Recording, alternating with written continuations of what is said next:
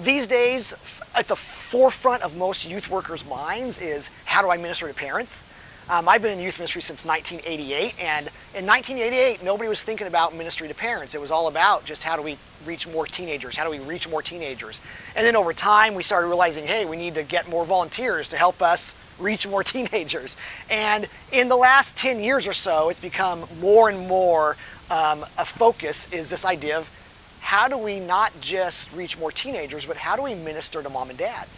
You know as well as I do that a very important piece of a teenager's health is the health of their family.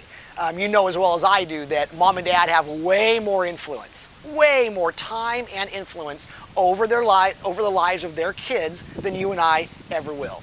I think we've made ministry to parents a little bit more intimidating and difficult than it needs to be. I'm of the opinion that most parents just want two things. Really, they just want two things from us. They want hope and they want help. They just want a little bit of hope and a little bit of help. Hope is when you say to a teenage parent, hey, your daughter's not the only one who rolls her eyes at you when you ask her to do her chores. Hey, your son's not the only one who is kind of pushing back against authority. Your son's not the only one who's struggling with his grades. Your daughter's not the only one who is shifting her friendships.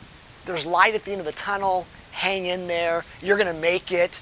Every other parent in the history of the world has made it, and you're going to make it too. And you know what? Your kid's going to make it.